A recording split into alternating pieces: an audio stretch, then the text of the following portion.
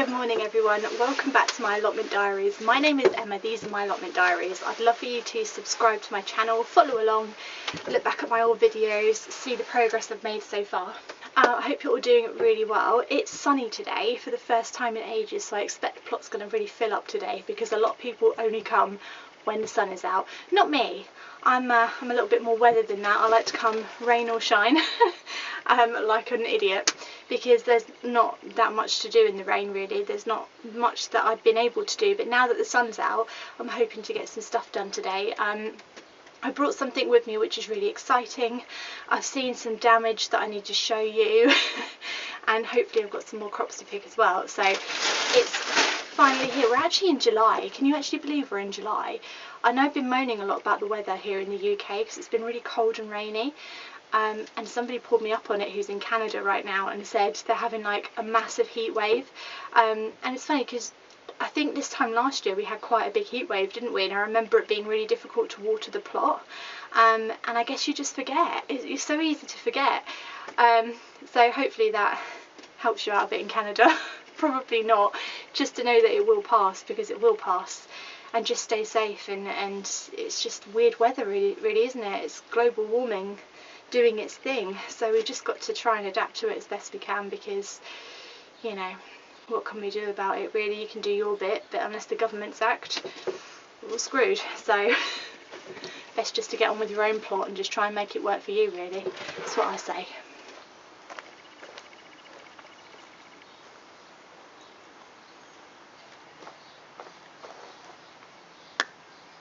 We've got some problems with the Brussel sprouts. I planted 5 and I can only count 3. I've only got 3 left. So it seems that they've not just been nibbled, they've been completely demolished. So I've only got 3 plants now. 1, 2, 3.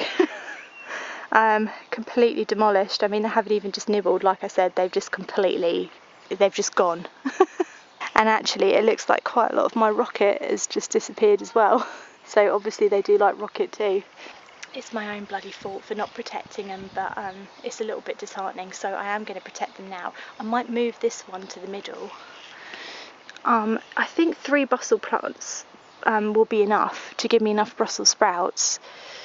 As usual, with everything I grow in this plot, I'm not looking for a massive harvest. I'm just looking for like to feed my family, and even just to get a few for Christmas dinner would be nice. So I'm going to dig that one up, move him to the middle and then protect them.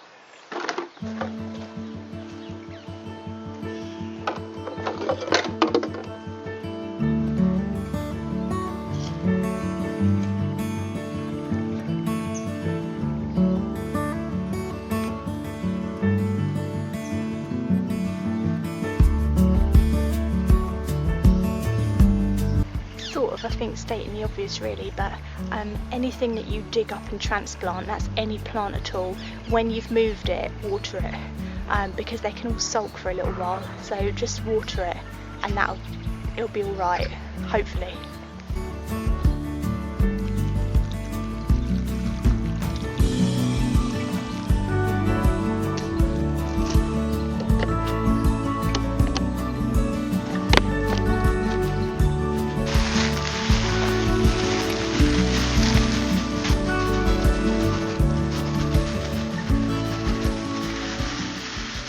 Sort of gone for a bit of a combination approach. I've got the plastic things over 2 of them and I don't have another one, so I've gone for the eggshells as well and just made it really dense. I don't know what else to do, to be honest. They've just been ruthless this year, the slugs and snails. They're still eating my sunflowers and they're like 4 foot tall and they're still going for them, so it's just been a nightmare. And I just think just keep going with it and just hope you get some crops, because if I just get 3 Brussels sprouts, it's all right. That is sort of why I planted 5. I did expect 2 to get nibbled out. I didn't expect them to get completely blooming demolished. They're ruthless. Hoping this might be enough.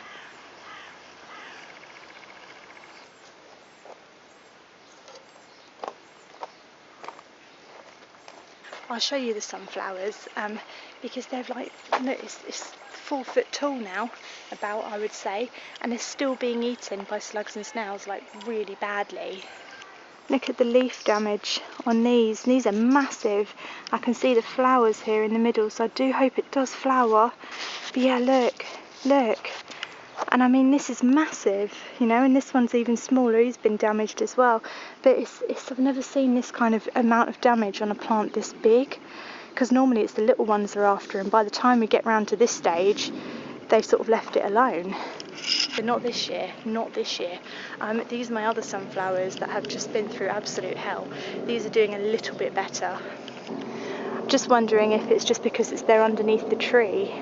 Yeah, like I was saying, I was wondering if it's just because these ones are underneath the tree and the birds like to swoop down and eat any slugs and snails. So maybe planting them under the tree was a good idea in the end, because I've sort of got some natural predators sitting there waiting for them.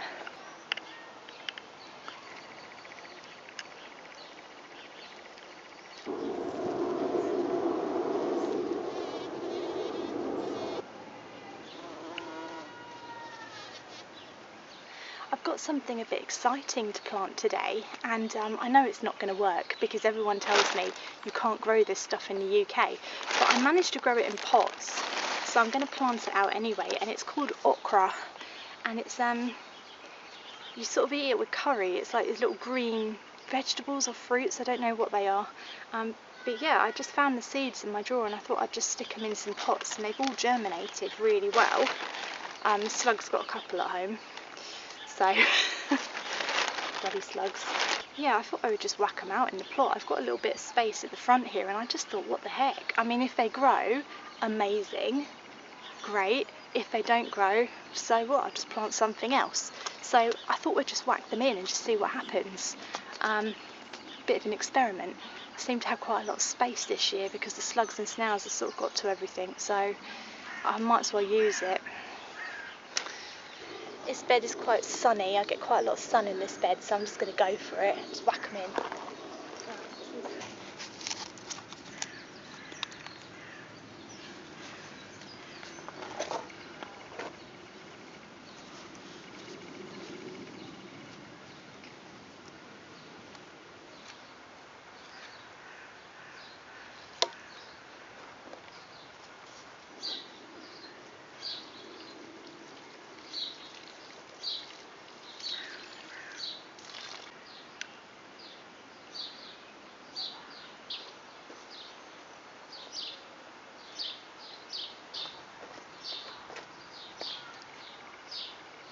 I think it's most likely the weather, the crazy weather, that has just made these carrots panic and bolt, which means that they've started to develop flowers.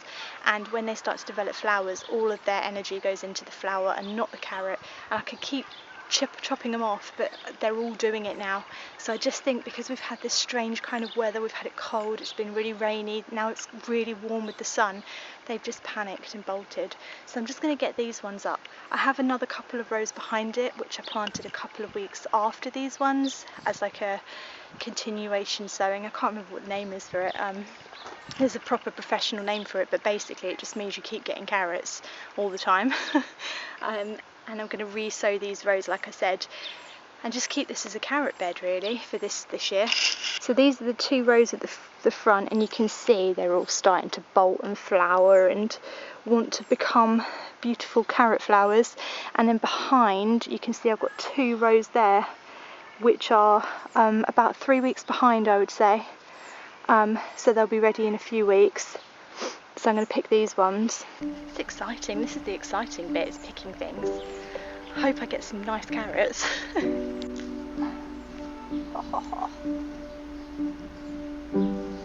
He's alright. Oh, look at that one. He's a beauty.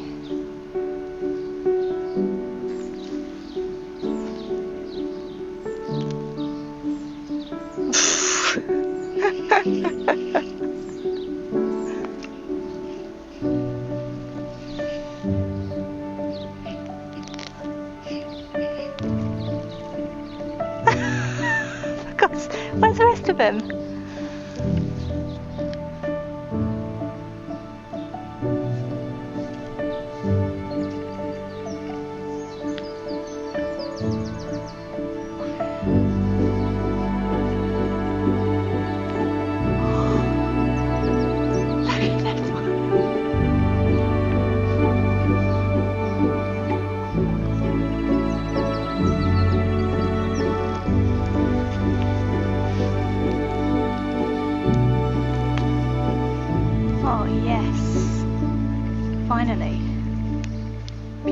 beautiful.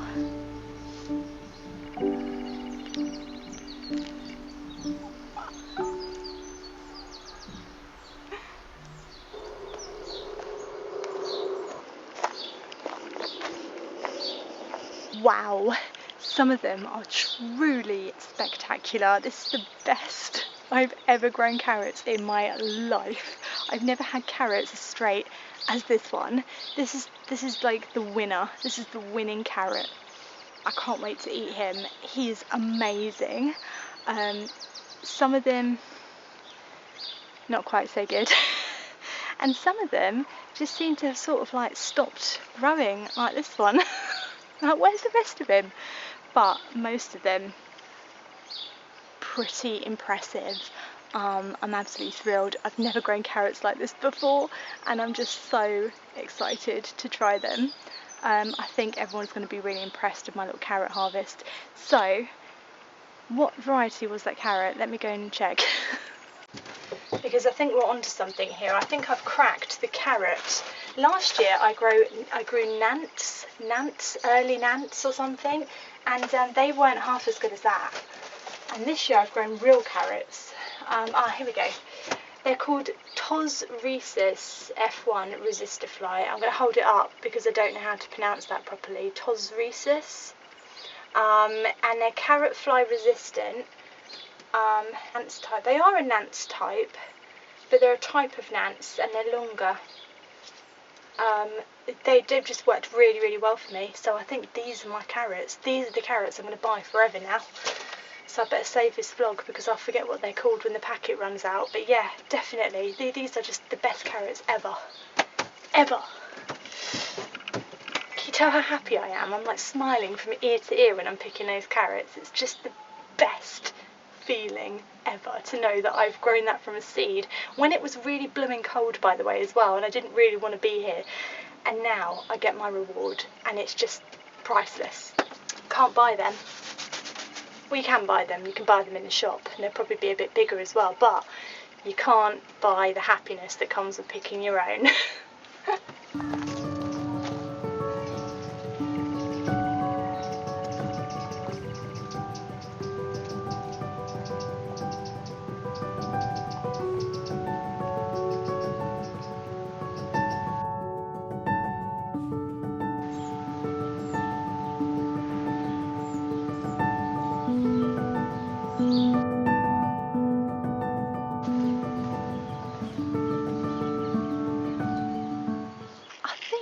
These here are parsnips. I think I sowed some parsnips here and I think they're starting to grow now.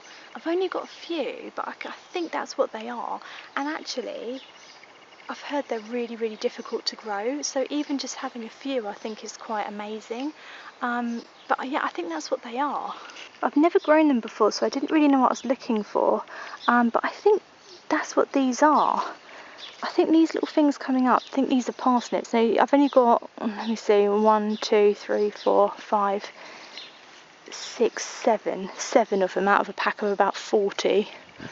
But like I said, I've heard they're notoriously difficult to grow and that they hardly ever germinate. And if they are, you know, I'm really happy with 5. I think that's amazing. But it also means that this is going to be free soon, this bed. I've got 2 sticks in here of something that I've sown, and whatever it is has not come up. I don't think that was for parsnips because it's in the middle. Did I sow radishes or something and they've all been eaten? And maybe, possibly, they look like they've been nibbled on, whatever that is. Possibly I sowed radishes. I might try that again actually. I'm going to have a dig and see if anything's underneath here. You shouldn't do this really, but I don't know what it bleeding is, so there's a parsnip growing under there. I want to know about it, you know. Oh yeah, it is parsnip. Yes, it's a parsnip. It's a very tiny parsnip, but that is a parsnip. I hope it's not parsnip fly. Probably is. Yeah, just in there. Can you see that little white bit? That is a parsnip. They are. Don't tell me I'm way ahead of you. There's a parsnip fly, and if you expose a bit of the parsnip before it's ripe, the parsnip fly will come along and eat the whole thing.